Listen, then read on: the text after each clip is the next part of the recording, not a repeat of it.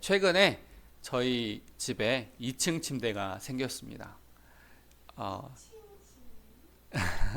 2층 침대가 생겼어요. 거의 2년 반을 고민을 해가지고 2층 침대를 샀습니다. 그렇게 높지 않은 아이들이 잘 이용할 수 있는 침대를 샀습니다.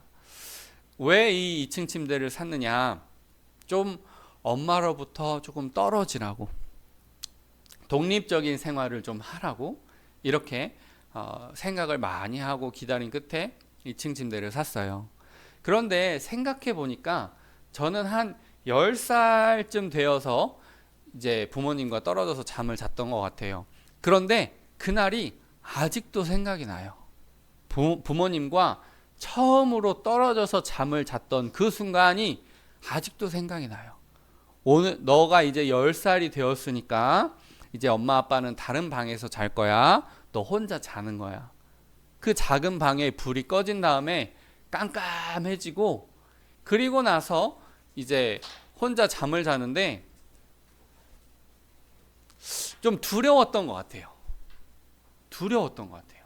10살이나 되었음에도, 심지어 남자였음에도 불구하고 부모님과 처음으로 떨어져서 잠을 잤던 그날이 생각이 나요. 저는 여기서 어떤 것을 떠올렸냐면, 인간은 누구나 외로움이나 고독이나 혼자 남겨졌다는 것을 별로 좋아하진 않는 것 같아요. 그런데 솔로몬이 지금 어떠한 환경이냐면 혼자 남겨진 거예요. 더 이상 아버지의 용맹스러움을 의지할 수 없는 이제 왕의 자리에 이른 겁니다. 이 솔로몬의 이름은 샬롬이죠. 샬롬. 안녕하세요. 안녕. 평안, 완전함, 평화, 이런 뜻입니다. 다윗이 왜 솔로몬의 이름을 솔로몬이라고, 샬롬이라고 왜 지었을까 생각을 해보면, 다윗은 평생 평화롭지 못했던 것 같아요. 물론 싸울 때마다 이겼죠. 싸울 때마다 이겼습니다. 10대 때부터 거의 50대에 이르기까지 싸우기만 하면 이겼어요. 그러나 위대한 승리보다 잠잠한 평화를 더 원했던 것 같아요. 그래서 그 아들의 이름을 솔로몬 평화라고 지었습니다. 자, 이런 것들이 있는데 조금 더 평화에 대해서 조금 더 묵상을 해봐야 될 것 같아요. 왜 이 평화라는 이름을 지었는지 두 번째로 살펴보면, 반란이 너무 많이 일어났어요. 반란이. 평정을 다 했어요. 동서남북에. 심지어 가운데 있는 여부스 족속도 평정을 했어요.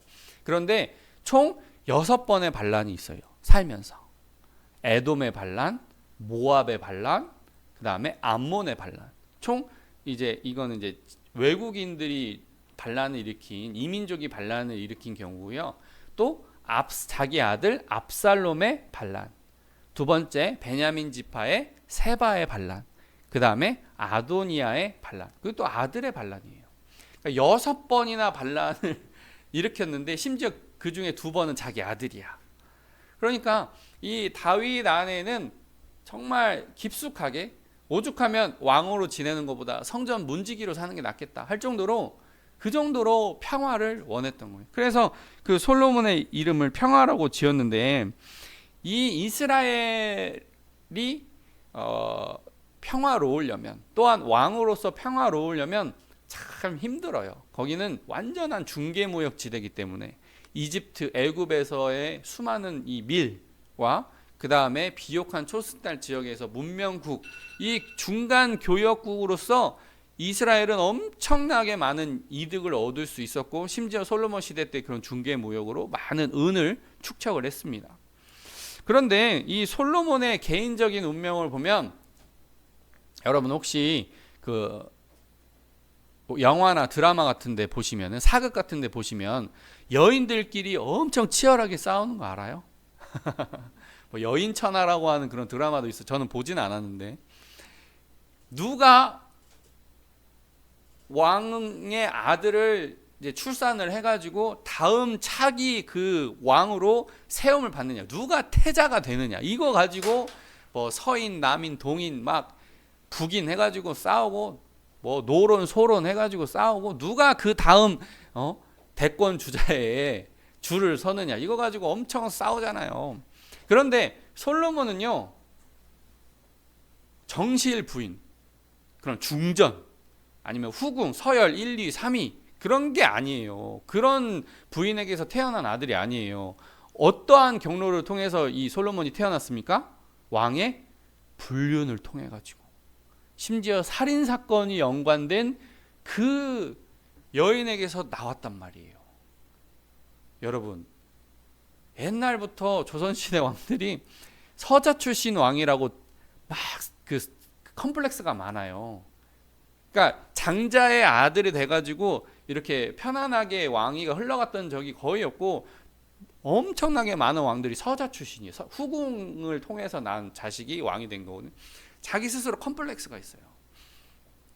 그런데 솔로몬은 그 위험한 중개무역의 한복판에 왕이 되었고 심지어 왕의 그런 후궁을 통해서 아비가일처럼 현명한 그런 여인도 있었고 이러한 환경에서 불륜을 통해서 나온 나라고 하면 얼마나 불안했겠어요. 그래서 1천 번제를 드리죠. 예루살렘에서 10km 정도 떨어져 있는 기브온이라고 하는 데를 가서 1천 번제를 드려요. 여기서 번제를 드린다고 할 때 제물은 왕이 드리니까 소로 드립니다. 일반 백성이야 양으로 드릴 수 있고 염소로 드릴 수 있고 심지어 너무 가난하면 산비둘기 집비둘기까지도 드릴 수 있지만 왕은 번제하면 무조건 소예요. 그때도 지난주에도 한번 말씀드렸죠. 농경시대의 소는 4차 산업혁명의 HBM 그러니까 고대역 메모리 칩 같은 수천만 원의 가치가 있는 그런 것입니다. 그러한 소를 1,000번을 드린다고 하는데 우리가 옛날부터 두 가지 주장이 있어요. 하루에 한 마리씩 드렸을 것이다. 하루에 한 마리씩. 아니다. 한 번에 드렸을 것이다. 라고 하는 두 가지 설이 있습니다. 그런데 하루에 한 마리씩 드리면요. 몇 개월 이상 그 수도를 비워야 되는 거예요. 왕이. 재판도 때로는 해야 되고 행정 수도 역할을 다 해야 되는 이 예루살렘을 떠나서 기브온에서 수개월 동안 머무를 수가 없는 겁니다. 그래서 한 번에 드렸을 것이라고 생각해요. 그런데 1,000마리의 소를 드리는 거기 때문에 하루에 다 못 드렸을 거라고 생각을 해요. 그래서 아무리 짧게 걸렸어도 7에서 8일 정도 걸렸을 거다라고 예상을 하거든요. 그러니까 어마어마한 소를 한 번에 드린 겁니다. 자, 그런데 제가 아까도 말씀드렸지만 번제로 드렸다고 했어요. 번제. 혹시 지난주, 지지난주 설교가 마음속에 떠오르시면은 번제하고 화목제물하고 큰 차이가 있다고 그랬어요. 무엇입니까? 번제는요. 내장이랑 똥이랑 다 태운 다음에 그 전체를 다 하나님께 드리는 거고 화목제물은 사람이 먹을 만한 고기는 백성들에게 나눠주는 거예요. 자, 여러분이 왕입니다. 번제 드리는 것이 좋아요? 화목제물 드리는 게 좋아요? 여러분 웰컴 투 동막골 혹시 보신 분이 있는지 모르겠어요. 하도 오래된 영화여가지고 웰컴 투 동막골이라는 영화를 보면 이제 남북한의 군인들이 시골 산골 마을에 들어가요. 그리고 나서 이 시골 산골 마을은 이 마을이 전쟁이 6.25가 터졌는지 안 터졌는지도 모를 정도로 아주 깊고 깊은 그런 산골입니다. 그리고 웰컴 투 동막골 너무너무 깊고 깊은 산골. 그런데 남북한 군인들이 이렇게 숨어 들어와요. 이렇게 도망쳐서 이렇게 숨어 들어요. 근데 그거에 상관없이 마을이 너무 평화로운 거예요. 그래서 북한의 군인이 너무너무 궁금해가지고 거저 저 북한 사람 아닙니다. 연기하는 거예요. 거저 불황민들을 대하는데 한 번도 고함치지 않고 다스릴 수 있는 위대한 영도력의 비결은 뭐요? 이렇게 제 연기가 엄청 어색하죠. 이거 두세 번 연습했는데 잘 안 되네. 그런데 그 의장님이 딱 한마디예요. 뭘 자꾸 먹여야 돼. 뭘 자꾸 먹여야 돼. 그러니까 백성들을 잘 다스리려면은 잘 먹여야 돼요. 그런데 화목제물 하면 얼마나 좋아요. 이게 어차피 어느 정도는 하나님께 예물 드리는 거고, 그거 고기 막 띄어가지고 막 백성들한테 나눠주면, 역시 우리 솔로몬 왕 1천만이나 되는 그 소에 이걸 가지고 화목제물을 드렸대. 야, 우리 잔치하자 하면 민심이 엄청 좋아지는 거예요. 그런데도 불구하고 왜 번제를 드렸냐? 이게 오늘의 정말 중요한 말씀의 포인트예요. 왜 번제를 드렸을까? 자기 아버지 다윗이 어떻게 그 왕관의 무게를 견뎌냈는가 생각해 보면, 백성들에게 마음을 얻는 것도 중요하지만 하나님의 마음에 드는 것이 더 중요하다라고 판단한 겁니다. 그렇게 민심을 막 고기로 줘가지고 배불리 먹여가지고 민심을 얻는 행동보다 내가 하나님 마음에 들어야 된다라는 그것이 더 가치 있다라고 판단을 한 거예요. 그래서 번제로 드린 거예요. 번제로. 왜 그럴까?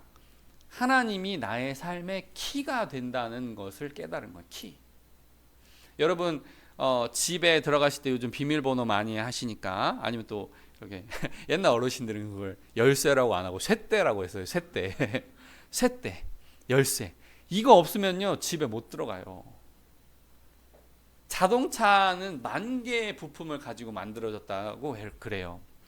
그런데 그 복잡한 자동차도 그 쇳대, 손가락만한 키 하나 없으면 움직일 수가 없는 거예요.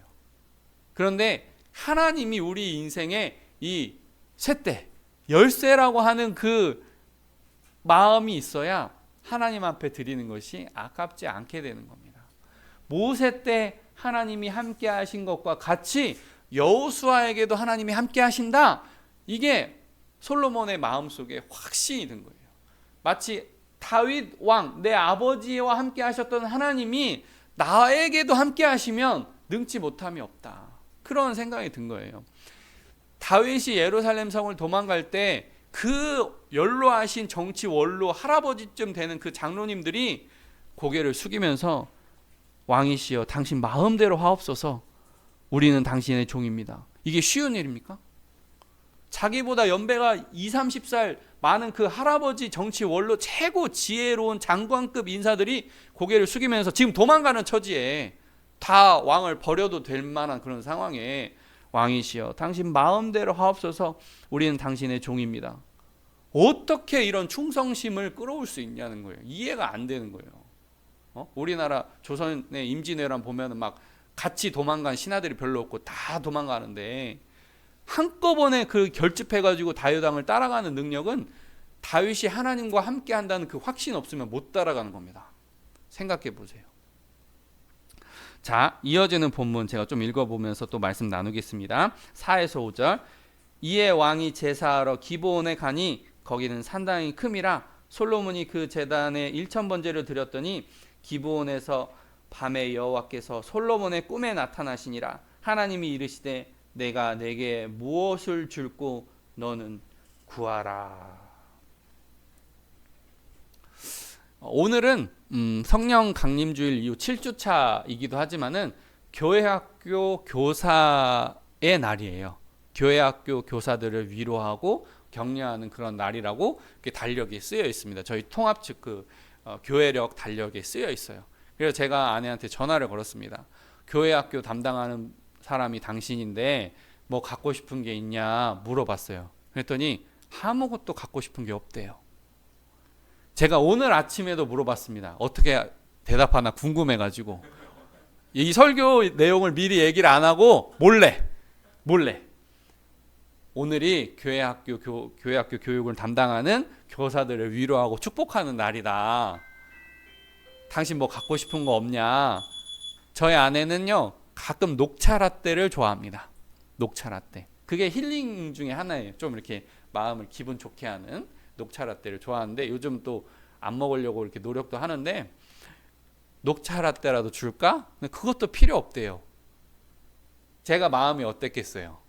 엄청 감동스럽더라고요. 그런데 제가 뭐 필요한 거 없어요? 라고 물어보는데, 첫째, 둘째, 셋째, 넷째 다 얘기해봤자 사줄 수도 없어요, 사실은.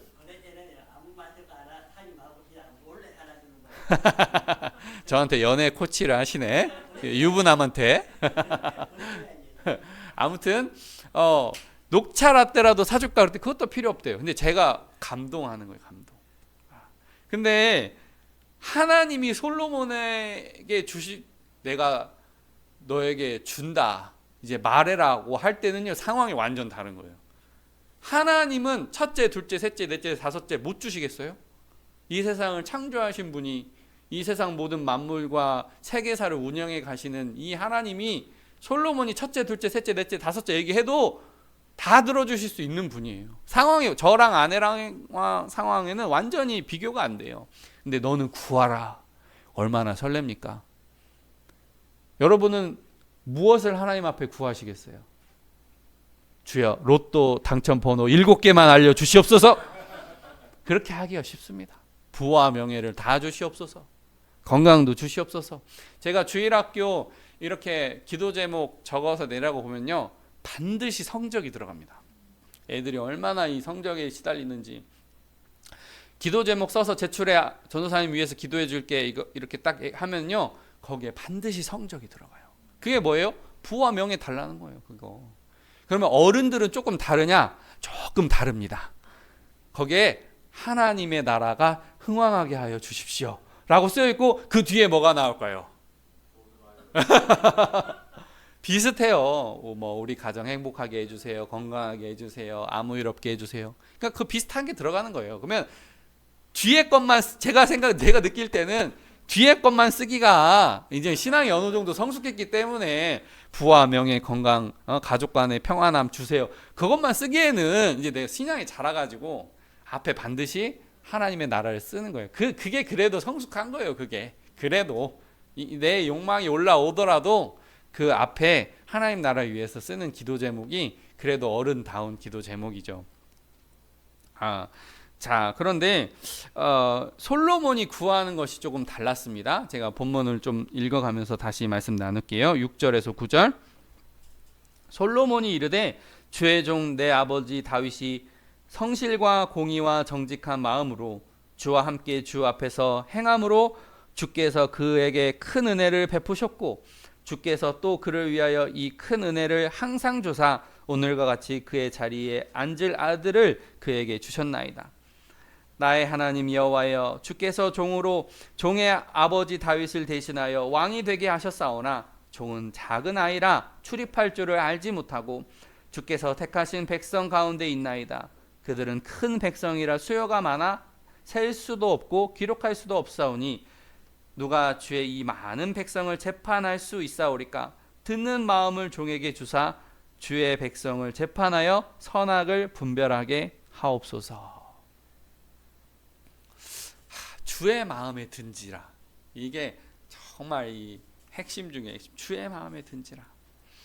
재판이라고 또 단어가 나오니까 재판을 살펴봐야 되는데, 모르겠어요. 사법고시가 얼마나 어려운지. 그런데 뭐 7수 8수 하는 거 봐서는 진짜 정말 사법고시에 합격하는 게 이 법을 외워가지고 딱 시험 문제가 나오면은 이 법은 뭡니다라고 술술술술 적을 수 있으려면 우리가 변호사, 검사, 판사 이런 분들 참 존경해야 돼요. 얼마나 오랫동안 책상 앞에 앉아 있었겠습니까? 이런 것도 있는데 요즘엔 AI가 나와가지고 판결에 도움을 주기도 한다. 왜냐하면 워낙 세상이 복잡하고 법도 개정되고 하니까 다 살피기 어려우니까 AI의 도움을 받는 시대가 온다, 이런 뉴스도 본 적이 있는데, 그 정도로 재판은 어쩌면 하나님의 영역인 것 같아요. 단 한 사람의 억울함 없이 모든 것을 공명정대하게 판결하는 것은 어쩌면 하나님의 영역 안에 속한 게 아닌가, 재판이라고 하는 것은. 그런데 재판이 왕에게 다이렉트로 올라오진 않잖아요. 우리가 지방법원, 고등법원, 헌법재판소 이렇게 있듯이 이 재판은 과정을 거쳐요. 그러면 백부장이 먼저 재판하고, 그 백부장이 해결이 안 되면 천부장이 해결하고, 천부장이 해결이 안 되면 이 심의를 통해서 왕 앞에 올라오는 거죠. 그런데 재판을 왕이 해줘야 되는데, 뭐 교통사고 접촉사고 나가지고 이런 거는 백부장 선 안에서 해결이 되지만, 사람의 생명이 왔다 갔다 하는 그런 일은 왕이 이제 판결하는 확률이 높거든요. 그때 왕이 잘 재판을 해줘야지. 잘 재판을 못하면 어떻게 했어요? 문무백관이 좌우에 쫙 이렇게 서 있는 상황에서 재판 잘못 내리면은 이게 왕의 그 위신과 위엄이 깎여 내려가거든요. 영화 사도를 보시면, 역사 공부를 하시거나 영화 사도를 보시면 알 수 있지만, 그 영조가 이제 서자 출신 왕일 거예요. 제가 알기로 영조가. 그런데 영조가 서조 출신이기 때문에 공부를 잘해야 되는 압박감이 굉장히 강했습니다. 왜냐하면은 신하들은 맨날 사서 삼경, 논어, 맹자, 대학, 중용, 그다음에 사서 삼경이니까 시경, 역경, 주역 이런 거 줄줄이 깬 다음에 이 나라의 백성들의 현실에 맞는 문제가 탁 나와가지고 이런 것은 어떠한 관점에서 해결할 수 있는지 해결책까지 써낸 그 장원 급제자들이 영의정, 우의정, 좌의정, 뭐 승정원, 뭐 감사 출신, 삼사 다 이렇게 자리 잡고 있는데, 왕이 물어볼 수도 있죠. 신하한테 이건 어떻게 생각해? 라고 물어볼 수 있는데 신하가 설명을 했어요. 근데 설명하는 그 설명을 못 알아들으면 어떻게 됩니까? 그때는 왕이 창피하죠. 그러니까 영조가 사도세자에게 공부하라고 엄청 그러는데, 사도세자는 이 활쏘기랑 무에 출중한 사람이고 이 문에는 관심이 없어요. 그런데 하도 공부 때문에 압박을 받으니까 엇나가고 미신적인 행동을 하고 왕을 죽이고 싶다는 말이 나오고, 그러니까 반역죄에 돼가지고 뒤주에 갇혀 죽었잖아요. 그런데 그 손자 정조는 어렸을 때부터 공부를 열심히 했어요. 그러니까 영조가 정조를 보면서 위안을 얻는 거예요. 왕이라는 거는 그런 자리이기 때문에. 그러니까 솔로몬도 그런 압박을 받는 거예요. 압박을. 이게 재판, 여러분 이게 별로 감흥이 없을 수도 있지만은 왕이 재판을 못 해내면 참 위태롭거든요. 그러니까 솔로몬이 그런 압박을 받는 거예요. 내가 잘 재판해가지고 억울한 사람이 한 명도 없게 해주십시오. 이게 하나님 마음에 들었다는 거예요. 이게 중요한 거예요. 네가 나한테 부도 명예도 원수를 죽임도 생명 장수도 구하지 않고 오직 재판할 때 잘할 수 있도록 듣는 마음, 지혜로운 마음을 주십시오 라고 했을 때 이게 하나님 마음에 들었어요. 이게 정말 중요한데요. 제가 또 오늘 본문이니까 한번 쭉 계속 또 읽어보겠습니다. 10절에서 14절. 솔로몬이 이것을 구하매 그 말씀이 주의 마음에 든지라. 이에 하나님이 그에게 이르시되 내가 이것을 구하도다. 자기를 위하여 장수하기를 구하지 아니하며 부도 구하지 아니하며 자기 원수의 생명을 멸하기도 구하지 아니하고 오직 송사를 듣고 분별하는 지혜를 구하였으니 내가 내 말대로 하여 내게 지혜롭고 총명한 마음을 주노니 내 앞에도 너와 같은 자가 없었거니와 내 뒤에도 너와 같은 자가 일어남이 없으리라.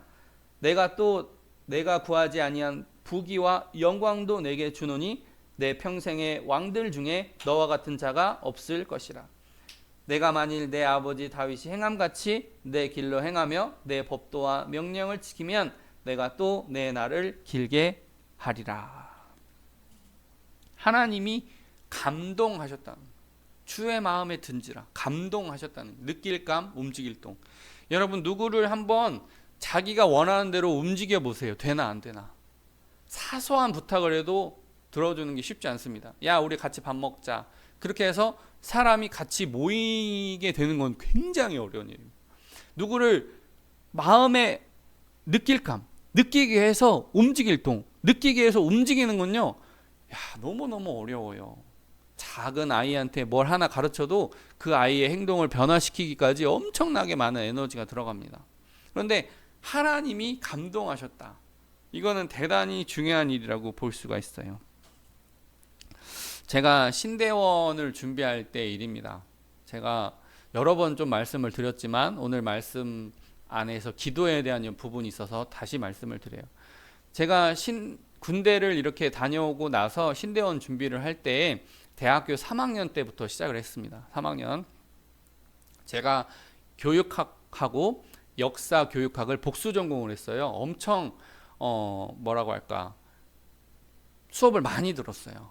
그래서 토요일까지 막 이렇게 수업을 들어야 될 정도로, 보통 대학생들은 3, 4일 안에 수업을 다 몰아쳐서 듣습니다. 자기 놀러 다니려고. 근데 저는 토요일까지 꼭 시간표를 넣었어요. 왜냐하면 시험 볼 때 유리하려고. 한 과목이라도 조금 여유 있어야 하룻밤이라도 공부를 더 하니까. 그랬는데 제가 주일기를 가야 되니까 공부를 3가지를 한 거예요. 교육학, 역사교육학, 그다음에 그 신대원 시험 준비. 3가지를 하는데 말씀은 한 120개를 외워야 되고 mp3로 다 월요일에 외워야 될 거, 화요일에 외워야 될 거 다 7개 파일로 해가지고 운동장 돌면서 2시간씩 이렇게 외우고 mp3로 외우고 논술 시험 준비 위해서 제가 시험 문제 제가 스스로 내보고 A4 아닙니다. A3 용지에다가 그거 다 풀어보고 설교도 아무 본문이나 잡아가지고 3대지 첫째, 둘째 제가 설교할 때는 그런 3대지 설교를 잘 안 합니다만은 첫째, 둘째 시험 쳐야 되니까 셋째 해서 선언, 해설, 그 다음에 적용 3개 다 만들고 요약하고 그렇게 하고 성경 계속 읽고 외우고 정말 그렇게 열심히 준비를 했어요. 심지어 명절 중에도 3일이 명절이면 이틀만 친척들이랑 어울리고 하루는 공부했습니다. 어머니가 싸준 반찬 들고 자취방 가가지고. 그런데 갑자기 생각나네요. 그 반찬을 캐리어에 들고 이렇게 도서관에 가면 그 도서관에 앉아있는 학생이 있어요. 그러면서 속으로 저 독한 자식.